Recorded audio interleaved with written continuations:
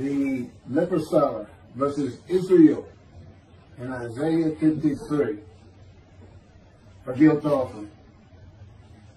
What is the Messiah's name? The rabbis said his name is the leper scholar, as it is written, surely he hath borne our griefs and carried our sorrows, yet we did esteem him a leper, smitten of God and afflicted. Next from the Sanhedrin 98, small case B. The belief that Isaiah 53 describes the Jewish people as the man Israel, that is often attributed to Rashi, is now the prevalent teaching on the subject. Rabbis Singer of Outreach Judaism is one of the most followed on the internet, and his analysis of Isaiah 53 being Israel. His analysis is very similar to Christians, in that he believes the animal, atonement, and worship laws of the Torah are to be applied to a man. To men, actually, and women, and children of the Holocaust. The Christians call Jesus the unblemished Lamb of God. Rabbi Singer says the Jewish people who were murdered and slaughtered in the Holocaust were ram guilt offerings for the purpose which might prosper of having the Jewish people return to the Promised Land. That would be God's purpose that might prosper in chapter 53. Rabbi Singer's commentary from his midrash, Isaiah 53, Jesus or Israel, on Isaiah 53:10. This was posted on a Facebook page. The end of it says, share this with all your friends. In other words, anybody can use it. So, yeah. And everybody should know that, by the way. You can't just use something that's on somebody's site. But if you're given the authorization to see it, it's okay, but you still can't perjure or slander me. I'm a lawyer. I don't practice, but I am a lawyer, and I know these things. So, I'm just going to really deal with 53:10. I'm not going to go through his whole midrash or anything. It's the one verse that you can't just prove by physical evidence. He offered himself for guilt. You know, all you can do is take somebody's word for it that you did. Except there is a little bit more. In any event, I am going to read, this is in quotes, there's no, I didn't do anything, I didn't even make corrections with his background or anything. It's exactly as it is in his midrash from Isaiah 53 that he had posted on Facebook in his notes many years ago. I was a friend of his at the time. So I'm sharing it. I'm sharing 53:10, but I'm going to give my commentary on it,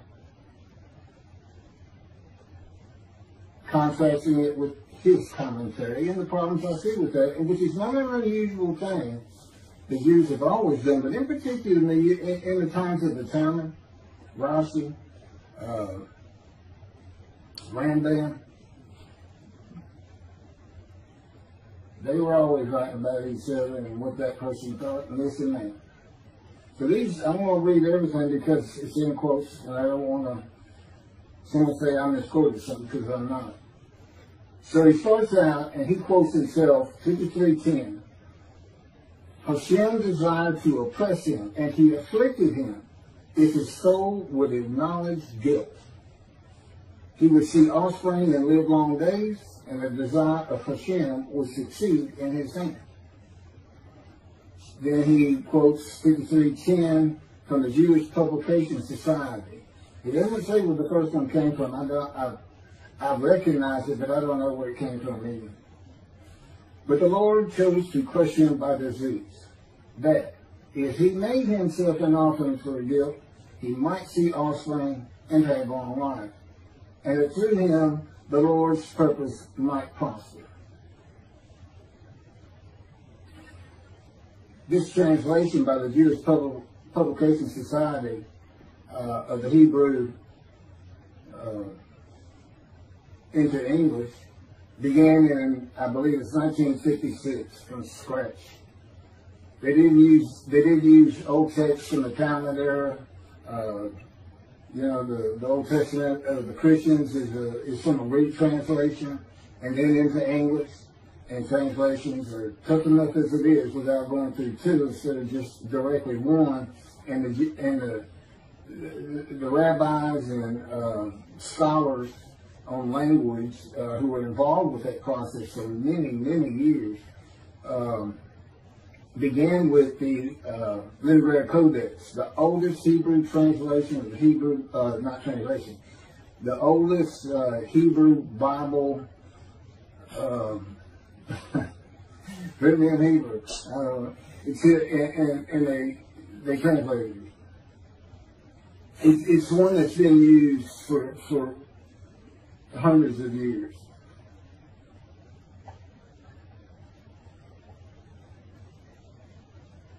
So then, after these two verses of 53:10 from different sources, here's what he has to say. Not only are we stuck with the same God punishment, God situation here, as we were before, this one is even more perplexing. Yeshua was supposed to be the sinless, unblemished lamb that died for your sins on the cross, and yet it states right here that if he would have acknowledged his guilt, he would see offspring and live long days. The JPS, Jewish Publication Society, rendering gives a little different twist to an already sticky situation. It says, parentheses, if this were referring to Yeshua, close friend, that the Lord chose to crush him by disease. I don't know if you can classify a cross as a disease or not, but I don't think hanging and being crushed are the same thing either. In fact, according to John's Gospel, not a single bone of Yeshua's body was broken. Of course, this is stated so he could be equated with the Passover lamb, and John is the only one that compares Yeshua to the Passover lamb. But how could this be speaking about eternal Israel? Very easily. The offering of guilt in this verse is actually, literally translated as guilt offering. The significance between the guilt offering and the Holocaust is so astounding, even as grotesque of a thought as it is, I could not overlook it. The guilt offering is defined in Leviticus chapter 7 and goes something like this. The guilt offering is a fire offering in which all the parts are to go up in smoke, and the high belongs to the one making the offering. I mentioned before that during the Holocaust, Hitler not only burned Jews in the ovens of Auschwitz, but he also used their skins as lampshades and their hair as stuffing for pillows. He sacrificed these peoples on the altars of ovens and kept their hides as his portion, but not until he worked and starved them to death. So, after the atrocities of World War II, the Lord's purpose had prospered, because the land that was sworn to us is once again being inhabited by its rightful owners and is awaiting the final ingathering.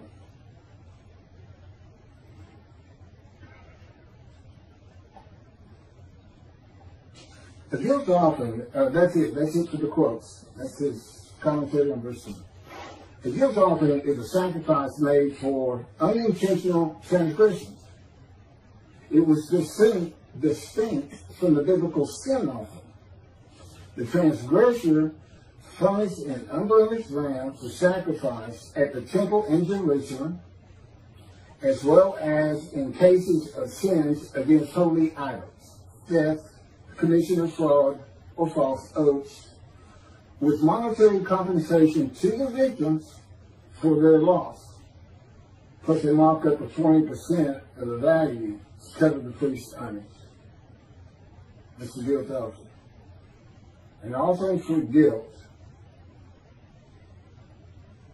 translated by the JPS, says he offered, God chose to crush him with his knee so that he would offer himself for guilt. That's the literal translation. The literal translated is he offered himself for guilt. Doesn't say anything about the guilt offering. Doesn't say he became the guilt offering. And God took his life. Doesn't say anything like that.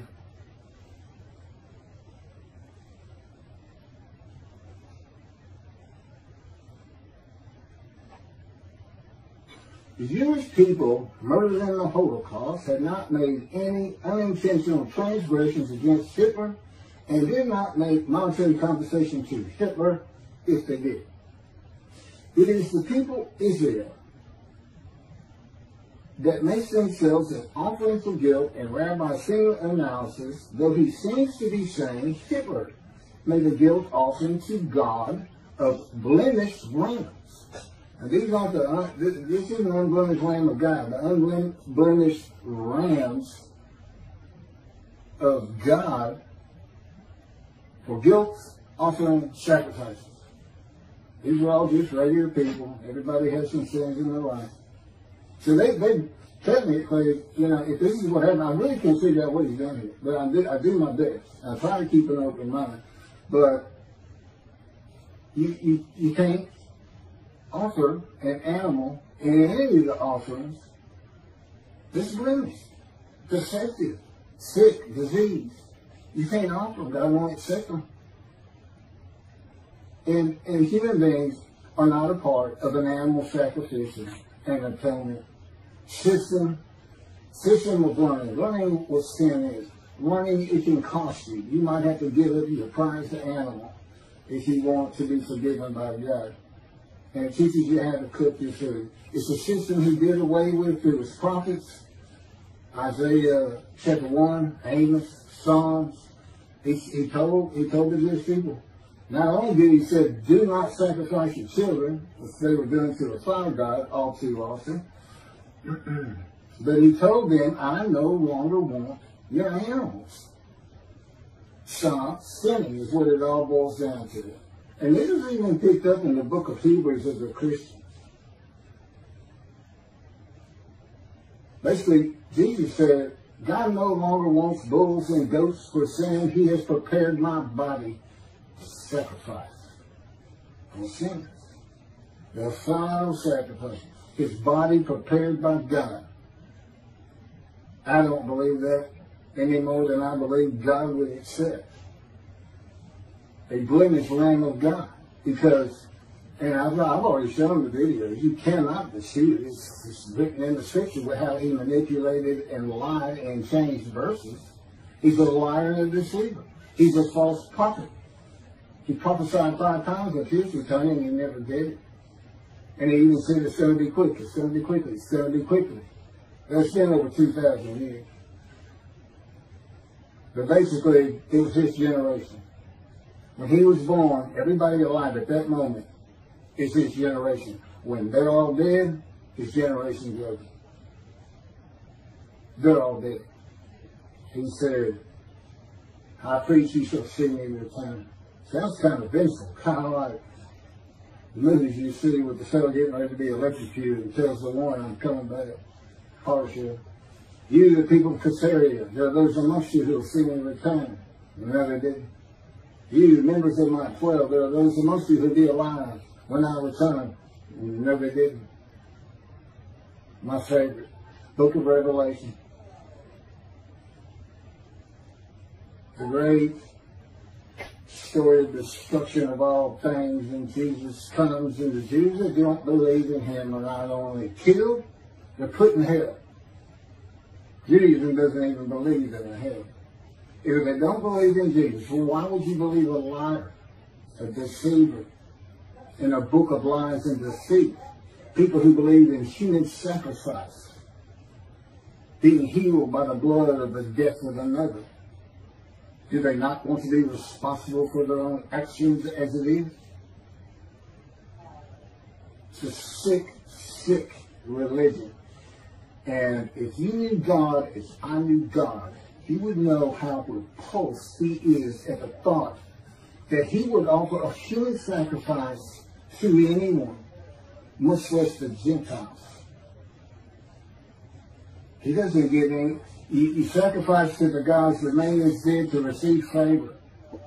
What favor did the Gentiles give God? With their presence in heaven? The continued sinning? I've been told Jesus won't just forgive your sins if you accept him. He's going to forgive all the sins you make the rest of your life.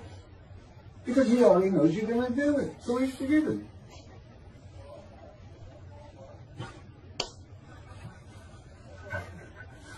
I walked out thinking to myself, I got carte blanche. I can go do anything. I accept this Jesus. But no, I don't accept Jesus. Indeed, I don't think he ever existed. I think he's a story. And I have good reason for that. But let's get back to God murdering his children. I don't think Hitler offered them. So here's these brands. Somebody had to offer them, so God's going to offer them. Not unlike he offered his son.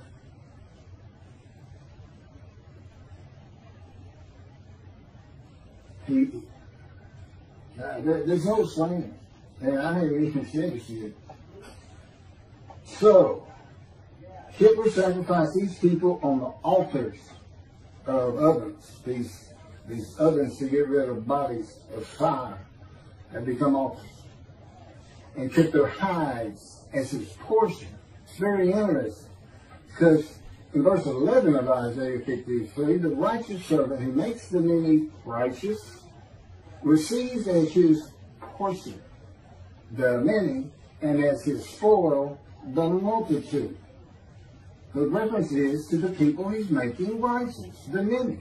Many will be made righteous. My righteous servant makes the many righteous. Your portion, the many. You keep your followers. Maybe you'll donate to your cause, giving God's temple a little bit. But I gotta wade through rabbis like this. And Jews for Judaism and Michael Sobak, who basically just ignores 10. It's so simple. If you're going to use Israel as the man to be identified in Isaiah 53, who's supposed to be God's representative, like Moses in the day of the Lord, but if you're going to use them, you're going to have to use them as God used them with Moses. You gather every single one of them. They have to agree to a man. I want to know when all Jews got together as one and were plagued by God with disease and brought to grief with sickness, that they would offer themselves for guilt to God. They give them long life and make the many righteous. How many people did the murdered Jews of the Holocaust make righteous? How many of them saw their children after that? None of it makes sense. And Hitler's portion, is it him? Did he make the offering? Why is he giving a portion? Is Hitler the righteous servant of God? It's what he's saying. It's mind-boggling. And yeah, he's got thousands and thousands and thousands of Jewish people believing this. And I'm that man. I'm God's representative. I am his Moses. And this is what I got to wait to. Those people that follow Tovia, they'll throw you out of a group so fast, even suggesting, hey, it could be Elijah with the same purpose. They both have to make people righteous, bring them back to Judaism, and they both have a task which might prosper.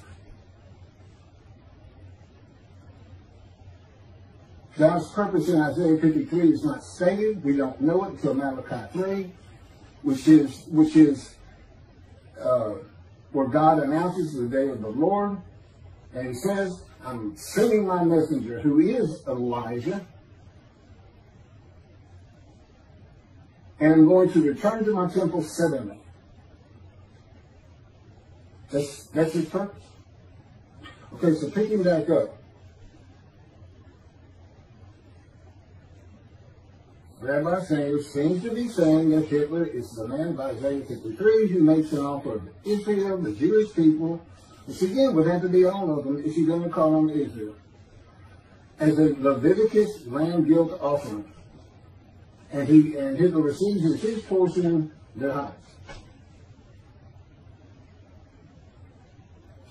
Isaiah 53:12 says God's righteous servant, which is Israel, and we're using the 6 million of the Holocaust as Israel, as best I can tell. Because the rest of the Jews, another 6 million, didn't offer that 6 million up, and that's not what he says. He's saying God did it. Because God's purpose was, I want y'all back in the promised land. So he murdered and created the Holocaust. I guess he raised Hitler up for that purpose. And I don't think so. I don't understand thinking like that either. I don't get it one bit. But that's me. I couldn't believe it when I read this. I really couldn't. And I'm going to offer myself for guilt. The guilt that the Jewish people feel from not being righteous, which is why they're sick and suffering in the opening verses. Who are the witnesses? It's not kings, as everybody seems to think from chapter 52. There's a reason they're in quotes. And then God says, well, you got to be suitable for my purpose. And the purpose is, I want you to go make these sinners, these people who are sick, emotionally sick, from being unrighteous, by being my righteous servant. That makes them any righteous. But you got to be made ready. And I have a process you're not going to believe. It's like getting the cadet ready to be a Marine or a Navy SEAL, except multiply that by about 10 million. It's in his power. And with me, he came to me in the womb to make certain that I lived a life of suffering, filled with disease and injuries, and for just many other things. It's in the book. He went to the womb. He came to the womb of Jeremiah to make sure Jeremiah was a priestly, godly man. I was the exact opposite, an atheist for 60 years. And I had a furious spirit just like Moses and just like Ezekiel.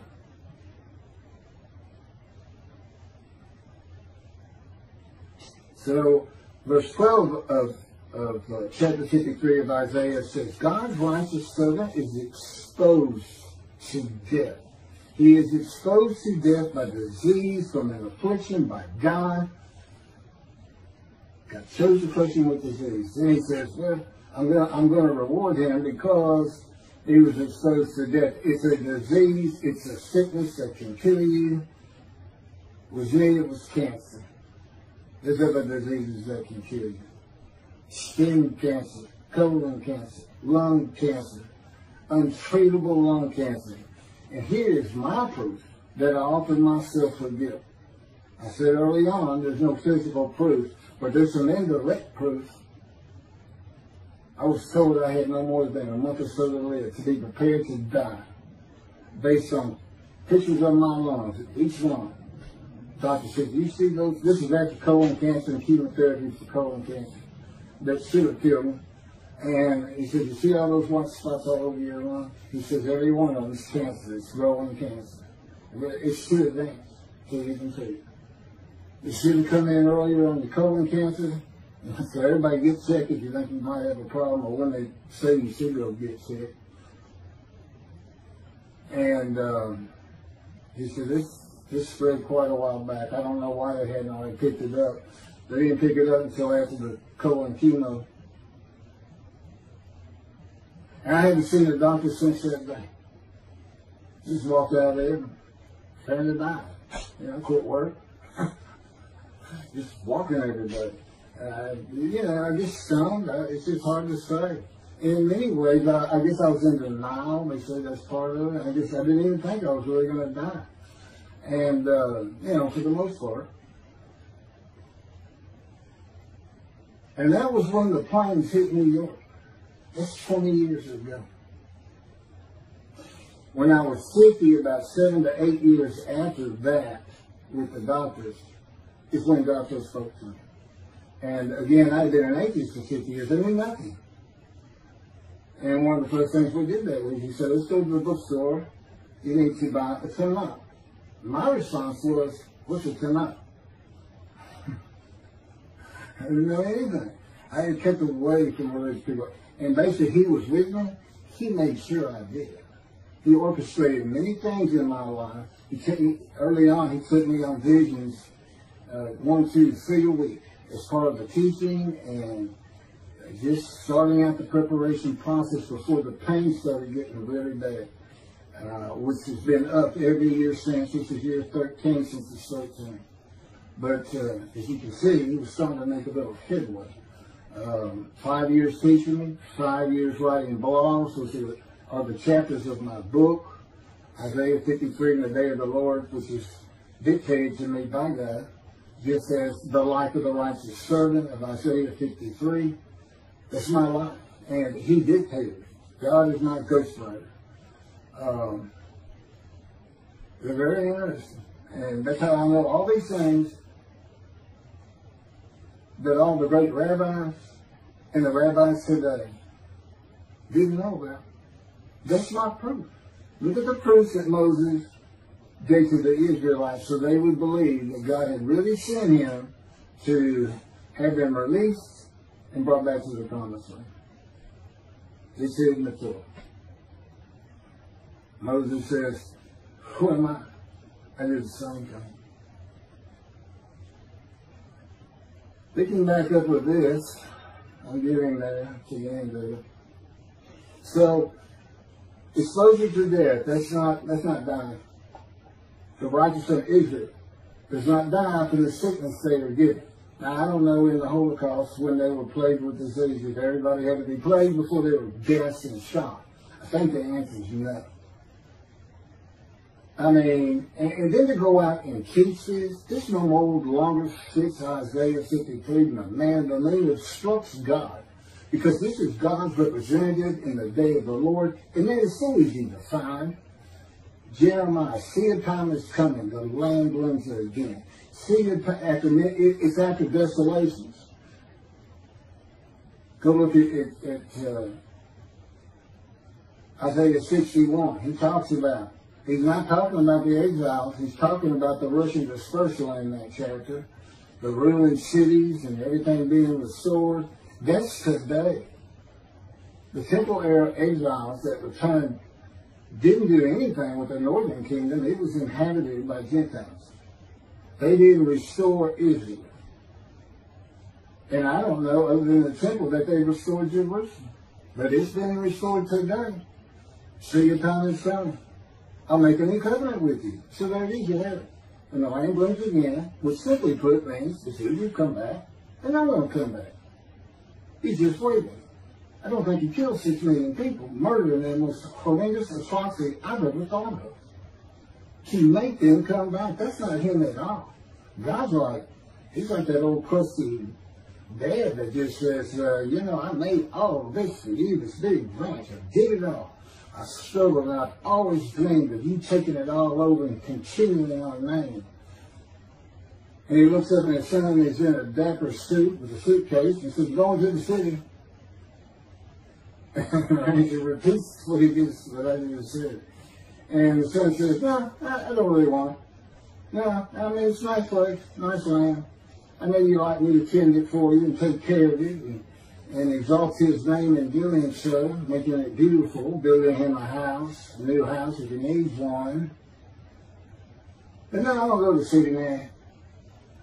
Now, I realize he's not getting pushed out by the Romans. But, you know, 2,000 years went by plus, with no one really coming back to restore it. And that's how the scripture read it, and that's how he writes it. I know all the practicalities, Zionism, and everything else. But the fact is, they did return in 48, create Israel, and blooms again, Jerusalem's rebuilt. Jeremiah 31, 2 times to come have been fulfilled. Okay, we have a new covenant. There's only 2 covenants unfulfilled in the Hebrew Bible. The covenant of friendship that God grants when David, Moshiach, is here in Malachi 3. The day of the Lord. The chapter of the day of the Lord. And it's a change day of the Lord from all the different references in 5 or 7 other books of a day of terror and destruction, of horrendous plagues where evil is eliminated from the human race, but the good stay. Okay, well, that's never going to happen. That's not God's, that's just fun stories for antiquity and even today. I mean, it's, you know, I watch zombie movies sometimes. Talking about the resurrection of the dead, I don't believe they did a resurrected. I have too much knowledge, science and medicine, and just plain common sense. That's not happening. The Orthodox pray for the resurrection weekly because of Rambam. He's got 13 fundamental principles of Judaism. The 13th is belief. You have to have belief in the resurrection. But where are you going to put the million Israelites in the Exodus? Where are you going to put all their ancestors who were in Egypt for 400 years? People who didn't even cook the food. Because God had to teach them with the animal sacrificial and atonement laws. Bring your animal to a fire. Now share in it. At least the priest teach it. It's better eat if you're going to not drink the blood. Okay? Part of the laws, rules, and commandments. You're trying to cook it. You can drain it all you want. You need to cook it. And that's what that was about. And he did away with it. And even Jesus did that. God no longer wants animals for sin. He's prepared a human body for it. That was never intended for a human body. And God knew what the Gentiles were going to do. They were going to come up with an unblemished land so they could get sin free. And that's why Isaiah 53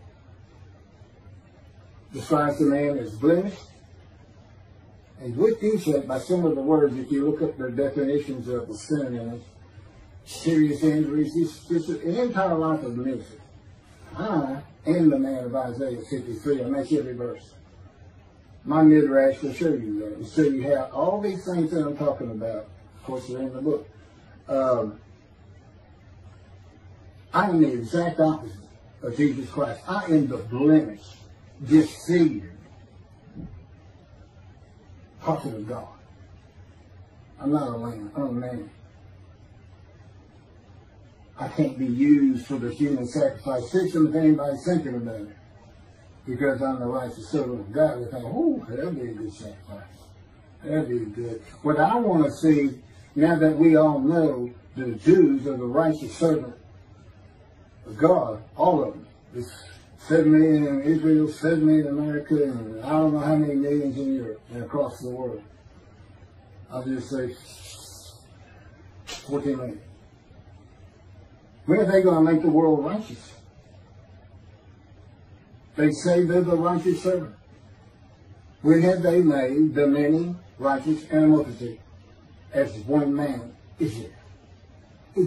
It's so far from thing. It's just as far as Jesus Christ did. They have taken this concept, him and Jews for Judaism, Michael Sobach and his cohorts, have taken this concept and this idea, and they can't back it up one bit, and yet they have convinced, because of their unique personalities, very, very jovial, very nice to listen to, very intelligent, but with false teachings, and thousands of Jewish people believe this. It's Israel. I can't even mention it could be Elijah, much less a Gentile. But that is exactly what God did so he could have his vengeance and vindication against Christianity by saying, you know what? My Isaiah 53 describes a Gentile. I come from Adam. I wasn't allowed to go through Adam with Moses. I come from Adam. In the Talmud, that's Christianity. Esau and Adam. I'm coming from Christianity, and he says in chapter 63, and of the peoples, the Jewish people, the Jewish people, none are with him. Comes with the Gentile. And it's for his vindication against the Christians because he knew what they were going to do. And Jesus is a Jew. He can't fit it. He's not from the stump of Jesse. He's from the failed ancestral tree. He can't be the man of chapter 11, the anointed, Moshiach who is described in 53. He can't be him for so many reasons. His lies and deceits. There may be other rabbis who've seen these things. And for Zacharias to ride an ass into Jerusalem, and he says, I'm going to be crucified there by the Gentiles. When you look it up, and he says, all the prophets like this have made. Well, there's 20 prophets in the Jewish Bible, and not one of them says it. What one does say is the Moshiach will ride ass into Jerusalem. Basically means he's going to be a humble man that doesn't have to be created by me. God's making sure Moses ended up being the most humble man on earth. And I know why. It's because of how God treated him. But I got too much of David that I have to show in the purposes that I have. My spirit is still furious. But the good thing is, I don't feel the fury inside. He can have me talk like this, like I'm furious, and I'm fine. This stuff, I won't even hardly remember saying anything. It's incredible. The stories I could tell people once this gets going, you're sitting around there, you know, for those who truly believe. And the evidence is overwhelming. Cannot believe it. It's really to tell me you never believed Moses. You and your ancestors would have died in Egypt. You wouldn't have gone. You'd have stayed.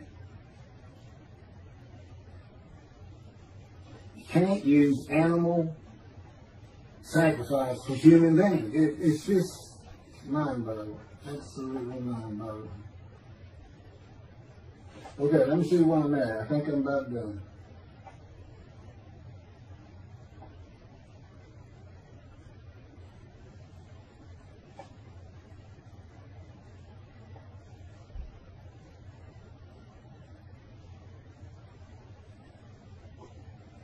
You know, when Tovia Singer says in his commentary on 10, and I had this in quote, so I pulled that out from that. He says that this phrase, that if he made himself an offering for guilt, is interpreted by Rabbi Singer to be, quote, actually, literally translated as guilt offerings. Now, he is very well known for interpreting the Bible of his own, without using anybody else's translations. And his people listen to him all the time to see what the translations should be and how maybe the Christian Bible got things wrong, or even the Hebrew Bible. I don't think we've ever seen that. But in particular, a lot of these people are Christians who have converted to Judaism, or they are Jews who were Christians just by how they were raised, and then I guess Messianic Jews too sometimes. But they look at him for translations, and look at the words he uses. Talk about deceptive. Actually, literally, translated as guilt offering. The JPS, a panel of men who worked their lives at interpretation of translations, they didn't come up with that. Rabbis from Orthodox, Conservative, Reform, and then linguistic experts from universities, well-esteemed, well-pedigreed. And they don't say it's actually literally a guilt offering, and that's what God's saying, so let's use his animal sacrificial system. And in Tobia's case, let's offer up 6 million Jews. You see, none of that works, and none of it works. So what he's really saying is God just murdered 6 million Jews to scare them all back to the promised land. That's all he's really saying. Does anybody think God did that? I don't. I don't. I don't even think, when he says he put a plague against them in antiquity, that he really did it. I think the plague was just there, no different than the pandemic we're under. Well, much different, but that's just the way times were when you didn't have medicine, people didn't cook their food, and this and that, he would tell you. He said that I took credit for him to scare them. I had to scare these people to death. You know, so it goes up to Moses. Moses, you go talk to them and come tell us what he says. We're all going to die. You know, you feared God. But not today. Even Judaism is starting to get into the Christian thing of God wants a personal relationship with you. Well, you better go back to the mountain if you think that's true. That's not who he is. You're starting to associate him as a human being. That you want a relationship, that doesn't mean he does. That doesn't mean he doesn't want to do the things he says he's going to do for his creation. He's got a different perspective. He's not human. He is an entity, a being in existence that does have emotions, but he's got absolute knowledge and absolute power. He thinks it, puts it in a vision, he wills it to be. There is a process which goes by with his elements of the unseen, primarily his power. You know, we have all this water on earth, and Moses' name was full from watching this and that. Do you know that there's tiny microscopic particles of water, H2O, in outer space? He drew it with his power from the far corners of the universe to his planet. He decides everything, and that's just the way it is. And he doesn't care for the fact that the rabbis have decided to stay in antiquity in the Dark Ages. And anything those people came up with which fit their world, but can possibly fit our world, they need to change. He expected more of them. They dismissed. This is the reckoning. I'm bringing it for him. That he orchestrates every single word from my mouth.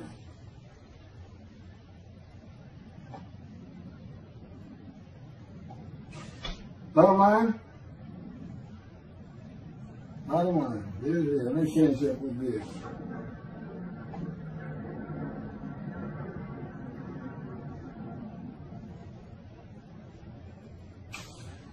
Who receives the long life? I want to know who receives the long life. Because it's not Hitler and it's not the victims of the Holocaust. Who receives the long life?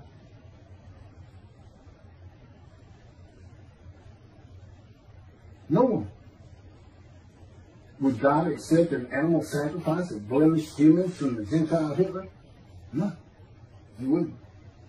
He doesn't accept human sacrifice, period.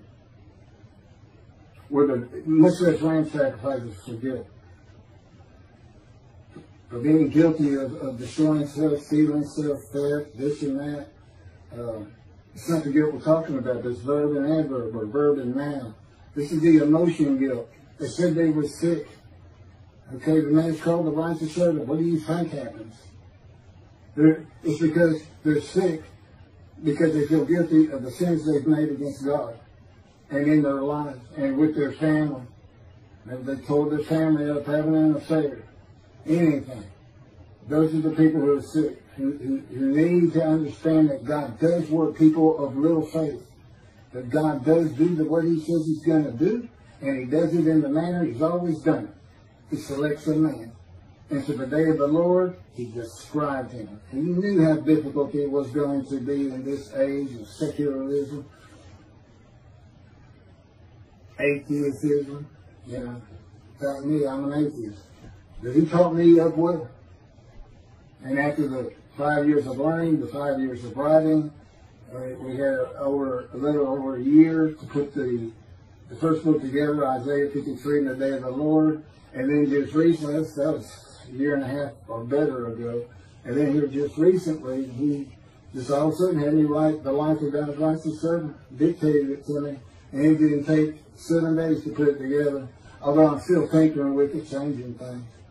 Which makes me feel like I'm part of it. He does that for me. I always feel like I'm filled myself. Still make mistakes and errors, this and that. But when I'm dealing with his stuff, I don't ever worry about it. Because I know he's doing it perfectly as he wants it. Were the victims of the Holocaust crushed with disease? I don't think so. I've never heard such a thing. Are the 6 million murdered Jews of the Holocaust all the Jews gathered as one man? No. Did God murder 6 million Jews? No. Have the Jewish people as one man made the many multitude righteous? No. The 6 million murdered in the Holocaust sure did.